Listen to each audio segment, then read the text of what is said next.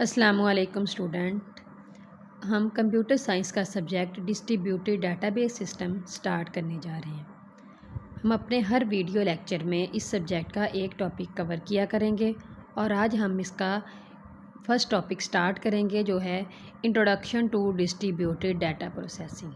क्योंकि हम ये सब्जेक्ट स्टार्ट करने जा रहे हैं डिस्ट्रीब्यूटेड डेटाबेस सिस्टम, तो हम उसके इंट्रोडक्शन जो फर्स्ट टॉपिक है उसी से ही स्टार्ट करेंगे। और इस टॉपिक के डिफरेंट 5 कंटेंट्स हैं जो हमने इन वीडियो लेक्चर में कवर करने हैं। वो सबसे पहले डिस्कस कर लेते हैं। वो कंटेंट हैं: what is distributed data processing, benefits of distributed data processing, how does distributed data processing work, challenges and considerations of distributed data processing, distributed data processing in action, real world examples। 5 content है इस topic के जो हमने इस video lecture में cover करने हैं। तो सबसे पहला कंटेंट है what is distributed data processing. Distributed data processing क्या है? Distributed data processing refers to the approach of handling and analysing data across multiple interconnected devices और नोड्स। डिस्ट्रीब्यूटेड डाटा प्रोसेसिंग एक ऐसी टेक्निक है, यह एक ऐसी अप्रोच है जिसमें डाटा को हैंडल किया जाता है और एनालाइज किया जाता है, और इसमें मल्टीपल इंटरकनेक्टेड डिवाइस होते हैं। डिवाइसेस कंप्यूटर्स को कहा जाता है और कंप्यूटर्स को नोड्स भी कहते हैं। In contrast to centralise data processing where all data operations occur on a single powerful system. यहाँ पे इस डेफिनेशन के अंदर आपको सेंट्रलाइज्ड और डिसेंट्रलाइज्ड का डिफरेंस बताया जा रहा है, क्योंकि हम डिस्ट्रीब्यूटेड डाटा प्रोसेसिंग की बात कर रहे हैं तो ये जो है वो डिसेंट्रलाइज्ड मैकेनिज़्म को यूज़ करता है। अब सेंट्रलाइज्ड और डिसेंट्रलाइज्ड क्या होता है? सेंट्रलाइज्ड का मतलब ये होता है कि एक पावरफुल सिस्टम या एक कंप्यूटर होता है जिसमें डाटा के ऑपरेशंस को एक सिंगल डिवाइस पर क्या किया जा रहा है, प्रोसेस किया जा रहा होता है और हैंडल किया जा रहा होता है। लेकिन डिस्ट्रीब्यूटेड डाटा प्रोसेसिंग टेक्निक्स के अंदर डिसेंट्रलाइज्ड मैकेनिज़्म इस्तेमाल किया जाता है, जिसमें यह होता है कि नेटवर्क्स के थ्रू डिफरेंट डिवाइसेस को या कंप्यूटर्स को आपस में कनेक्ट कर दिया जाता है और मल्टीपल डिवाइसेस जो है वो डाटा को हैंडल कर रहे होते हैं और प्रोसेस कर रहे होते हैं। अब हम इसके कुछ बेनिफिट्स को डिस्कस कर लेते हैं। Benefits of distributed data processing. सबसे पहला है scalability. One of the primary advantage of distributed data processing is scalability. जैसा कि हमने इसकी डेफिनेशन में ये चीज़ डिस्कस कर ली है कि इसमें मल्टीपल डिवाइसेस होते हैं जो नेटवर्क के साथ आपस में इंटरकनेक्टेड होते हैं और डाटा को हैंडल किया जा रहा होता है। तो इसी के लिहाज से इसका जो फर्स्ट बेनिफिट है वो है स्केलेबिलिटी। मतलब इसमें स्केलेबिलिटी बहुत ज़्यादा हो जाती है। डाटा को हम ज़्यादा वॉल्यूम वाला डाटा जो है उसको ग्रो कर सकते हैं, डिफरेंट ऑर्गेनाइजेशंस को हम एक्सपेंड कर सकते हैं।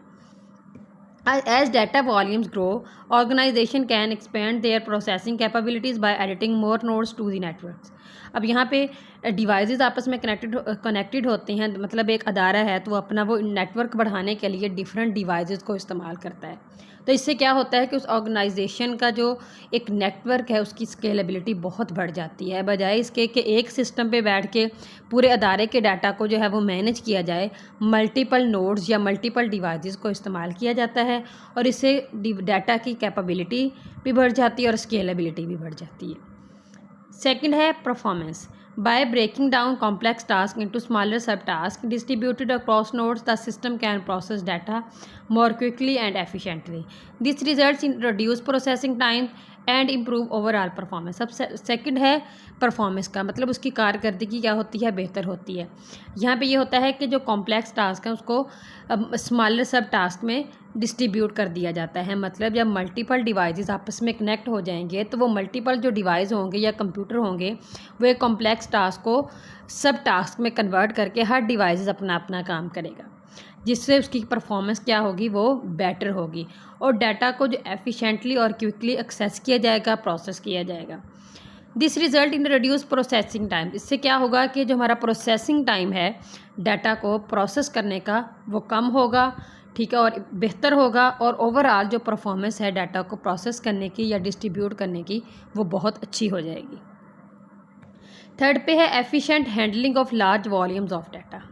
In the era of big data, efficiently handling large volumes of data is paramount concern for organization. Large data sets are divided into smaller, more manageable segments and each segment is processed independently across distributed nodes.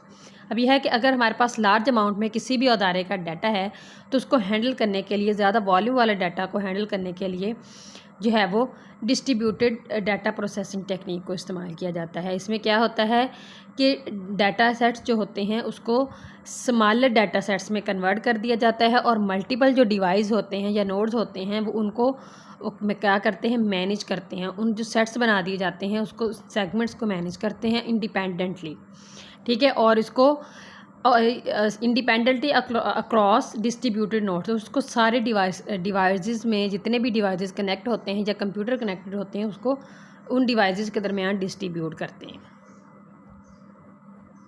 Next है how does distributed data processing work. ये distributed data processing technique जो है वो काम कैसे करती है। At its core distributed data processing involves the simultaneous execution of data related task across multiple interconnected device और नोड। यहाँ पे उन्होंने बताया है कि आपको डिस्ट्रीब्यूटेड डाटा प्रोसेसिंग के अंदर हमारे पास सिमुलटेनियसली का मतलब ये होता है, या सिमुलटेनियस मतलब एक ही वक्त के अंदर डाटा की एग्जीक्यूशन हो रही होती है। डाटा क्योंकि जितने भी टास्क है परफॉर्म किए जा रहे होते हैं किसके थ्रू, मल्टीपल इंटरकनेक्टेड डिवाइसेस और नोड्स के थ्रू। जो एक नेटवर्क्स में आपस में कनेक्ट होते हैं वहाँ पे डाटा को क्या किया जा रहा है तो उसकी एग्जीक्यूशन की जा रही होती है, जिसमें मल्टीपल डिवाइस आ जाते हैं या नोड्स आ जाते हैं। Several frameworks and technologies have emerged to facilitate distributed data processing, simplifying the complexities associated with managing and analysing large data sets. इसमें ये होता है कि डिफरेंट टेक्निक्स को या डिफरेंट फ्रेमवर्क्स को इस्तेमाल किया जाता है, डिफरेंट टेक्नोलॉजीज़ को इस्तेमाल किया जाता है डिस्ट्रीब्यूटेड डाटा प्रोसेसिंग के अंदर, ठीक है। जो जितने भी कॉम्प्लेक्शंस आते हैं डाटा के हवाले से, डाटा को प्रोसेस करने के, लार्ज डाटा सेट को प्रोसेस करने के, उसको एनालाइज किया जाता है इन टेक्निक्स के through. Two prominent players in this field are Apache हेडॉप and Apache spark. ये दो टेक्निक्स इस्तेमाल की जाती हैं जिसमें है अपाचे हेडॉप एंड अपाचे स्पार्क। ये टेक्निक्स, ये टेक्नोलॉजीज़ को इस्तेमाल किया जाता है एक नेटवर्क के अंदर आपस में डिवाइसेस जो कनेक्ट होते हैं, ठीक है, उसमें डाटा को डिस्ट्रीब्यूट करने के लिए, डाटा को प्रोसेस करने के लिए। नेक्स्ट उसमें कुछ जो ड्रॉबैक्स आ जाते हैं उसको डिस्कस कर लेते हैं। और हमारा जो कंटेंट है वो है challenges and considerations of distributed data processing. इसमें क्या हमारे पास चैलेंज आते हैं जिसको कंसीडरेशंस किया जाता है डाटा प्रोसेसिंग के अंदर। पहला है data consistency. Maintaining data consistency across distributed nodes poses a significant challenge in distributed data processing. In a decentralized environment where data is processed simultaneously across multiple nodes, ensuring that all nodes have access to the most recent and accurate data become complex. अब यहाँ पे उन्होंने कहा है कि इस distributed data processing के अंदर जो एक हमारे पास एक प्रॉब्लम आ जाती है वो डाटा कंसिस्टेंसी की आ जाती है। डाटा कंसिस्टेंसी की प्रॉब्लम क्यों आती है? क्योंकि हम डिसेंट्रलाइज्ड इन्वायरमेंट में डाटा को हैंडल कर रहे होते हैं जिसमें हमारे पास मल्टीपल नोड्स होती हैं और वो सिमुलटेनियसली एक ही वक्त के अंदर जो है वो डाटा को प्रोसेस किया जाता है। तो फिर यहाँ पे जो है वो डिफरेंट नोड्स में ये जो है वो यकीन दहानी करवानी पड़ती है कि जो डाटा है वो हमारा एक्यूरेट फॉर्म में रहे और कॉम्प्लेक्स ना बने। तो ज़्यादा डिवाइसेस एक नेटवर्क के अंदर जब आपस में कनेक्ट हो जाते हैं तो ये कॉम्प्लेक्स टास्क बन जाता है कि हर डिवाइसेस के अंदर जो है वो डाटा कंसिस्टेंस रहे। तो यहाँ पे डाटा को कंसिस्टेंसी प्रॉब्लम्स आ जाती हैं। ये इसका जो है एक चैलेंज है, मोस्ट पावरफुल ये चैलेंज जो है वहाँ पे अक्कर हो जाता है, जिसकी वजह से डाटा को की इनकंसिस्टेंसी अक्कर होने का जो है वो एक प्रॉब्लम आ जाता है। सेकंड है network latency. Network latency the delay in data transmission over a network is a critical consideration in distributed data processing. As nodes communicate and share data, the time it takes for information to traverse the network can impact the overall performance of the system. अब network latency क्या है? Easy words में हम देखें तो network ताख़ीर, latency का मतलब होता है देर वगैरह हो जाना, ठीक है। तो नेटवर्क लेटेंसी का मतलब यहाँ पे ये है कि जब नेटवर्क के थ्रू डाटा को ट्रांसफ़र किया जाता है एक डिवाइस के में से दूसरे डिवाइस में, तो यहाँ पे डिस्ट्रीब्यूटेड डाटा प्रोसेसिंग के अंदर ये एक जो है वो प्रॉब्लम अक्कर हो जाती है जिसको नेटवर्क लेटेंसी कहा जाता है। फिर इसमें ये होता है कि मल्टीपल जो नोड्स आपस में डाटा को शेयर करने के लिए कम्युनिकेट करते हैं, उसमें जो है वो प्रॉब्लम्स आ जाती हैं, ठीक है। कोई जो है वो नेटवर्क डैमेज हो जाता है तो वहाँ पे जो है वो डाटा की परफॉर्मेंस को मेंटेन करना एक जो है वो टफ़ टाइम आ जाता है, ठीक है, जिसकी वजह से नेटवर्क हमारा या डिस्ट्रीब्यूटेड डाटा प्रोसेसिंग का जो हैंडल करने का जो प्रोसेस है वो डिस्टर्ब होता है। इसके बाद ensuring data security. Distributed data processing introduce additional considerations for data security. With data distributed across nodes, organization must implement robust measures to protect sensitive information from potential threats and unauthorized access.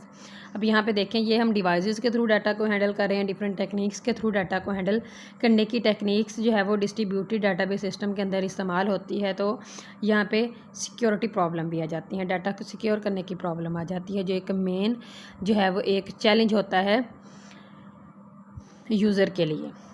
तो हर अदारे में जब एक अदारा अपना एक network बनाता है, different devices को आपस में कनेक्ट करता है, तो वहाँ पे सेंसिटिव जो डाटा है, इंफॉर्मेशन है, उसको प्रोटेक्ट करना, उसको थ्रेट से या अनऑथराइज्ड एक्सेस से प्रोटेक्ट करने के लिए भी जो है वो डिफरेंट मैकेनिज़्म करने पड़ते हैं, जो जिसकी वजह से हमारा डाटा जो है वो डैमेज होने से या अनऑथराइज्ड यूज़र तक जाने से बच सकता है। तो ये भी एक मोस्ट जो है वो डेंजरस टास्क है, ठीक है, जो जिसको परफॉर्म करना यूज़र के लिए इम्पोर्टेंट होता है। तो ये एक इसमें एक प्रॉब्लम आ जाती है, जिससे जो है वो हमारी जो सेंसिटिव इंफॉर्मेशन वो जो है वो थ्रेट्स होता है उनका, और अनऑथराइज्ड यूज़र तक जाने का ख़तरा होता है। आगे हम कुछ इसकी एग्जांपल डिस्कस कर लेते हैं कि डिस्ट्रीब्यूटेड डाटा प्रोसेसिंग के अंदर कहाँ पे इसको टेक्निक को इस्तेमाल किया जाता है। पहला है finance, fraud detection and risk management. In the financial sector where data volumes are immense and security is paramount, distributed data processing plays a important role in fraud detection and risk management. अब यहाँ पे distributed data processing को finance department में इस्तेमाल किया जाता है, जिसमें कोई भी थ्रेट्स वगैरह होता है तो उसको डिडक्ट किया जाता है, और जितने भी रिस्क आ रहे होते हैं उसको मैनेज किया जाता है, और वहाँ पे भी डिस्ट्रीब्यूटेड डाटा प्रोसेसिंग टेक्निक इस्तेमाल होती है, और वहाँ पे इस टेक्निक्स के थ्रू डाटा को डिडक्ट किया जाता है, हैंडल किया जाता है। सेकंड है e commerce, personalised recommendations. E-commerce giants leverage distributed data processing to provide personalized recommendations to their user, analyzing user behavior, purchase history, and performance preference in real time. Demands are robust and scalable solution। इसको E-commerce में जो है वो इस्तेमाल किया जाता है। आपको पता है कि डिजिटल एनवायरनमेंट है, तो वहाँ पे आजकल के दौर में जो है वो ज़्यादातर जो काम है वो इंटरनेट के थ्रू हो रहा है, वहाँ पे डिफरेंट टेक्निक्स इस्तेमाल हो रही हैं, तो वहाँ पे ई-कॉमर्स के अंदर भी जो है वो डिस्ट्रीब्यूटेड डाटा प्रोसेसिंग को इस्तेमाल किया जाता है। इसके अलावा और भी बहुत से डिपार्टमेंट है, जैसे कि कम्युनिकेशन है, ट्रांसमिशन, मीडिया के अंदर भी इसको इस्तेमाल किया जाता है, और भी बहुत से डिपार्टमेंट्स हैं यहाँ पे डिस्ट्रीब्यूटेड डाटा प्रोसेसिंग टेक्निक्स को इस्तेमाल किया जाता है। आई होप आपको इस वीडियो लेक्चर में जो है वो सारी चीज़ें क्लियर हो गई होंगी, लेकिन फिर भी अगर आपके कोई भी कन्फ्यूजन है तो आप कमेंट में मुझसे पूछ सकते हैं, और आपने इस जो है वो चैनल के साथ कनेक्टेड रहना है हम, क्योंकि इस पूरे सब्जेक्ट को कवर करेंगे। हर टॉपिक जो है वो हम इस सब्जेक्ट का डेली डिस्कस किया करेंगे, और जो भी आपकी प्रॉब्लम होगी आप कमेंट में मुझसे पूछ सकते हैं, और आपने साथ साथ अपने कॉन्सेप्ट क्लियर करने की कोशिश करनी है। फिर भी अगर आपको किसी चीज़ की समझ ना आए तो आपने मुझे कमेंट लाजमी करना है, मैं आपके हर कमेंट का जवाब दूँगी। ओके, थैंक यू, अल्लाह हाफिज़।